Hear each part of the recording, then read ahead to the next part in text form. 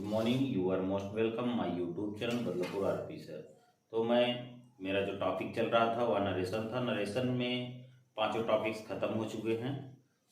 तो उसके अलावा भी कुछ स्पेशल नोट्स हैं, स्पेशल रूल्स हैं और कुछ एक्सेप्शंस हैं।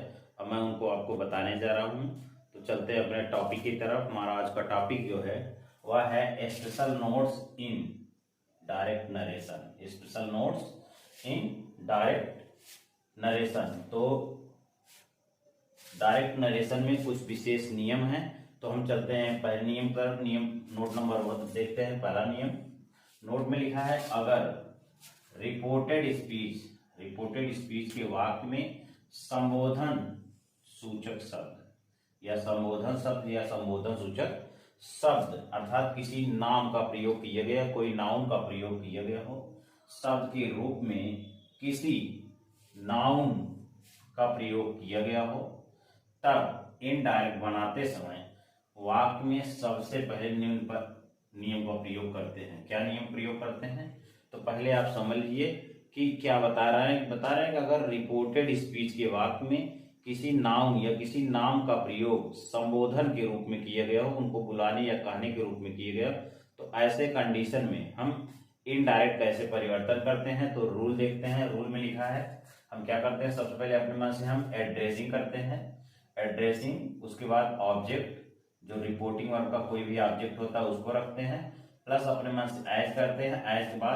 एज के बाद उस संबोधन सूचक नाउन का प्रयोग करते हैं। संबोधन सूचक नाउन या संबोधन सूचक शब्द का प्रयोग करते हैं, प्लस रिपोर्टिंग वर्ब जो आपका पहले आता है, और उसके बाद दोनों वाक्यों को जोड़ने दैट करते हैं, उसके बाद रिपोर्टेड स्पीच। तो ये हमारा रूल था। एक बार फिर देख लीजिए, एड्रेसिंग प्लस ऑब्जेक्ट, ये ऑब्जेक्ट जो होता है रिपोर्टिंग वर्ब का ऑब्जेक्ट होता है, प्लस एज प्लस संबोधन सूचक noun plus reporting verb plus that plus reported speech. तो इन वाक्यों में निकटता सूचक शब्द, पर्सनल प्रोनाउन आदि को भी हम परिवर्तन करते हैं। तो चलते हैं एग्जाम्पल तरफ। एग्जाम्पल देखते हैं क्या आता है। हमारा पहला एग्जाम्पल है, लिखा है I said to him my friend. यहाँ पर देखिए माई फ्रेंड, तो यहाँ पर माई फ्रेंड को हम संबोधन सूचक शब्द के रूप में प्रयोग किया गया है, जिसे हम ओकेटिव केस का नाउन कहते हैं। क्या कहते हैं? ओकेटिव केस का नाउन। यहाँ माई फ्रेंड जो है यह संबोधन सूचक के रूप में प्रयोग किया गया है। उसके बाद कामा लगा लिखा है you should help me, you should help मी।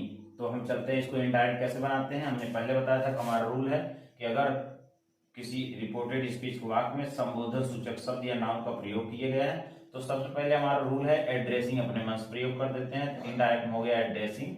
उसके बाद हमने बताया था ऑब्जेक्ट, तो यहाँ पर हिम ऑब्जेक्ट है, तो हम यहाँ अपने मन से एड्रेसिंग हिम उसे ऑब्जेक्ट रूप में अपने मन से रख लिए। उसके बाद हिम बाद एज का प्रयोग किया, यहाँ पर एज है। एज के बाद ये संबोधन सूचक शब्द का प्रयोग किया गया, तो हो गया addressing him as my friend. तो ये चीज आप ध्यान दीजिएगा, हिम का प्रयोग जो रिपोर्टिंग वर्ब में हिम था उसी को हम अपने तरफ से प्रयोग कर दिए। तो यहां तक हो गया addressing him as my friend. उसके बाद कामा लगा के हम देखते हैं, यहां आ गया क्या, आई टोल्ड हिम। तो इसके बाद बताए हैं कि क्या आता है, रिपोर्टिंग वर्ब आता है। तो यहां हो गया आई टोल्ड हिम, ये आपका पहला वाला सेंटेंस जो लिखा है आई सेड टू हिम, तो इसको हम बना दिए डायरेक्ट में। तो सेड का स्थान क्या हो गया, आई टोल्ड हिम। यहां तक हो गया। तो दोनों वाक्यों को जोड़ने के लिए कनेक्टिव वर्ड के रूप में दैट का प्रयोग किया गया, तो हो गया आई टोल्ड हिम दैट। तो एक चीज ध्यान दीजिएगा, यहाँ पर हिम 2 बार प्रयोग किया गया है, इसका कोई अदर मीनिंग नहीं है, सिर्फ यहाँ पर हम एड्रेसिंग हिम उसे के रूप में अपने मन से प्रयोग किए हैं और दोनों का सेंस एक ही है। तो हो गया दोनों वाक्यों को जोड़े दैट हो गया। उसके बाद यहाँ पर यू सेकंड पर्सन है, तो सेकंड पर्सन जो होता है 123/7 के अनुसार ऑब्जेक्ट के अनुसार चेंज होता है। तो यहाँ हिम है, हिम का सब्जेक्ट यहाँ ही हो गया। उसके बाद यहाँ शुड था, तो ही के साथ शुड हो गया, शुड हेल्प। अब यहाँ पर क्या है, इनडायरेक्ट, डायरेक्ट में मी है, तो मी जो है रिपोर्टिंग वर्ब के सब्जेक्ट के अनुसार चेंज होगा। तो यहाँ आई था, आई के ऑब्जेक्ट मी होता है, तो यहाँ हो गया मी। इस तरह हमारा हो गया sentence, addressing him as my friend, I told him that he should help me. अब चलते हैं अपने दूसरे एग्जाम्पल तरफ। दूसरा मेरा एग्जाम्पल है, देखिए his mother said to him, his mother said to him, उसकी माँ ने उसे कहा you should never tell a lie, my son. My son को यहाँ पर क्या किया है, संबोधन सूचक शब्द के रूप में प्रयोग किया गया है। माई सन को संबोधन सूचक रूप अर्थात वोकेटिव केस के नाउन रूप में प्रयोग किया गया है। तो इनडायरेक्ट बनाते हैं इसको हम एड्रेसिंग एज करके बनाते हैं। तो देखते हैं एग्जांपल लिख लीजिए, एड्रेसिंग हिम, एड्रेसिंग हिम, फिर हम ऑब्जेक्ट बना लिए हिम को, एड्रेसिंग हिम एज।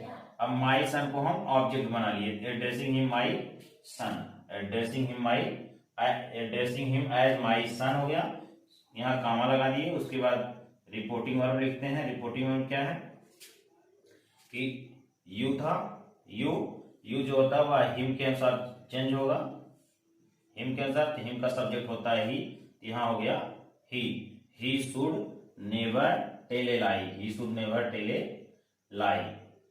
इस तरह हमारा ये सेंटेंस कंप्लीट हो गया। उसके बाद चलते हैं, यहाँ पर एक चीज और ध्यान देना है, यहाँ पर हम दोनों वाक्यों को जोड़ने के लिए, यहाँ पर दोनों वाक्यों को जोड़ने के लिए,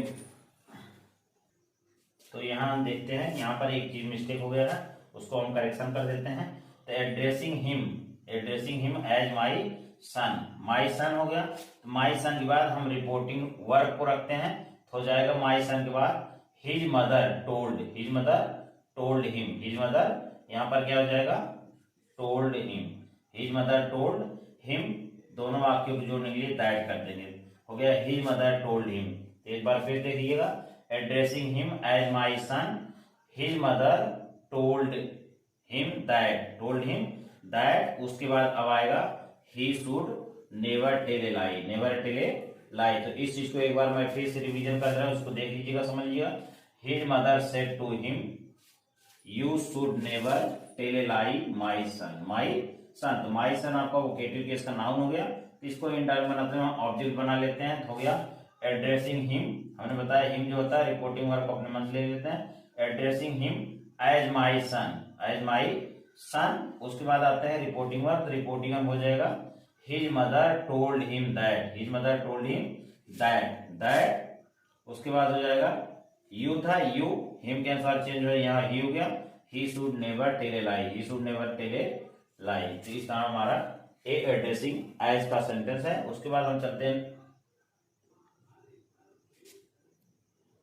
हैं अपने नेक्स्ट नोट की तरफ। नेक्स्ट नोट में हमारा लिखा है यदि रिपोर्टिंग वर्ब का सब्जेक्ट, रिपोर्टिंग वर्ब का सब्जेक्ट और ऑब्जेक्ट, ध्यान दीजिएगा, यदि रिपोर्टिंग वर्ब का सब्जेक्ट और ऑब्जेक्ट दोनों कोई नाम हो, क्या हो, दोनों कोई नाम हो अर्थात कोई नाउन हो, तो आर यस रिपोर्टेड स्पीच, रिपोर्टेड स्पीच में परिवर्तन करते समय, रिपोर्टेड में परिवर्तन करते समय प्रोनाउन के साथ कोष्टक में, किसमें, कोष्टक अर्थात ब्रैकेट में नाम भी लिखना चाहिए। नाम इसलिए लिखना चाहिए क्योंकि अगर दोनों एक ही नाउन है अर्थात सिंगुलर नाउन है, तो जब उनका हम प्रोनाउन प्रयोग करेंगे तो हमें पता नहीं चलेगा कि ही किस नाउन के लिए प्रयोग किए गए। इसीलिए हम क्या करते हैं, प्रोनाउन के साथ कोष्टक में उनका नाम भी लिख देते हैं। तो हम चलते हैं अपने एग्जाम्पल की तरफ।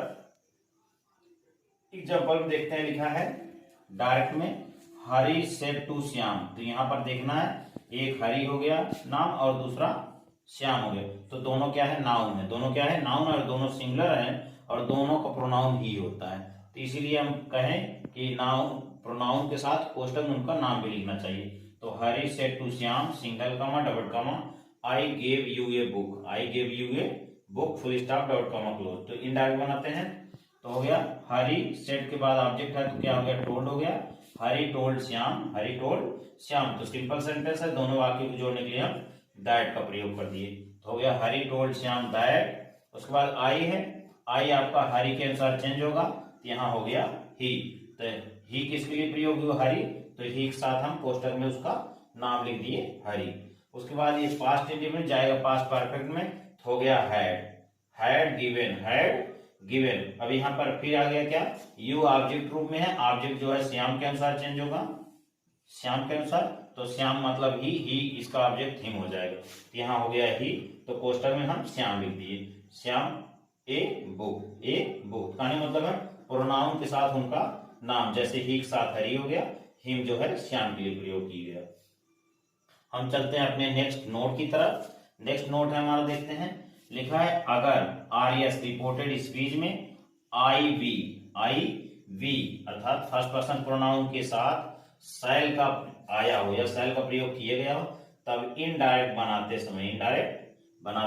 समय आई के स्थान पर ही सी, ध्यान दीजिएगा, आई के स्थान पर ही या सी तथा वी के स्थान पर दे आए तो शुड के बजाय उड का प्रयोग करना चाहिए। फिर से रूल देख लीजिए कि अगर रिपोर्टेड स्पीच आई वी के साथ शैल आया हो, तब इनडायरेक्ट बनाते समय आई के स्थान पर ही सी तथा वी के स्थान पर दे आए तो शुड के बजाय उड का प्रयोग करना चाहिए।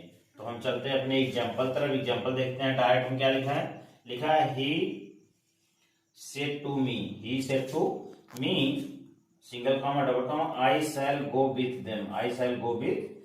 तो यहाँ आई आया है, तो आई जो है या फर्स्ट पर्सन प्रोनाउन ही के अनुसार चेंज होगा, इनडायरेक्ट बनाएंगे तो हो जाएगा ही टोल्ड मी, दोनों वाक्य जोड़ दैट हो गया, तो ही टोल्ड मी दैट। अब आई है, एक तेज बटा सन ही के अनुसार चेंज होगा, तो यहाँ आ गया ही, यहाँ आई साथ शैल था, तो ही के साथ विल का उड हो जाएगा, यहाँ पर उड हो गया, he would go with them. तो फिर देख लीजिए, he told me that he would go with them. हमारा दूसरा एग्जांपल है, देखते हैं। लिखा है दे सेड के बाद ऑब्जेक्ट नहीं है, we shall play a match, they said we shall play a match. Indirect कैसे बनेगा, दे सेड का सेड ही रहेगा क्योंकि ऑब्जेक्ट नहीं तो टोल्ड नहीं होगा, तो दे सेड, दोनों वाक्यों को जोड़ने हम दैट कर दिए, तो दे सेड दैट। अब वी था, वी दे के अनुसार चेंज हो गया, तो यहाँ हो गया दे, तो शैल था वी के साथ, यहाँ दे के साथ उड विल होगा, तो विल का आपका हो गया उड, तो they would play a match. तो इस तरह हमारा एग्जाम्पल हो गया कि क्या इनडायरेक्ट में they said that they would play a match. तो अगर यह मेरा वीडियो आपको पसंद आए तो इसे अधिक से अधिक शेयर करें, जिससे और भी लोग मुझसे जुड़ सके। तो मैं देख रहा हूं कि दिन प्रतिदिन मेरे सब्सक्राइबर अधिक से अधिक बढ़ते जा रहे हैं, तो मैं अपने प्यारे स्टूडेंट से यही निवेदन करूंगा कि इसी तरह मेरे सब्सक्राइबर को बढ़ाते रहिए, और मैं डेली कुछ स्पेशल कंटेंट ग्रामर से संबंधित आपके लाता रहूंगा, जो आपके यूपी बोर्ड एवं सीबीएसई बोर्ड के एग्जाम में आपके लिए बहुत यूजफुल होगा, जिससे आप अधिक से अधिक नंबर स्कोर सकें और किसी भी सेंटेंस में डायरेक्ट इनडायरेक्ट बनाने में कोई प्रॉब्लम ना हो। तो मैं आप सभी को बहुत बहुत धन्यवाद दूंगा कि ऐसे ही आप लोग दिन प्रतिदिन मुझसे जुड़े रहिए और अधिक से अधिक सब्सक्राइबर मुझसे जुड़ते रहें। Thank you very much for share to me.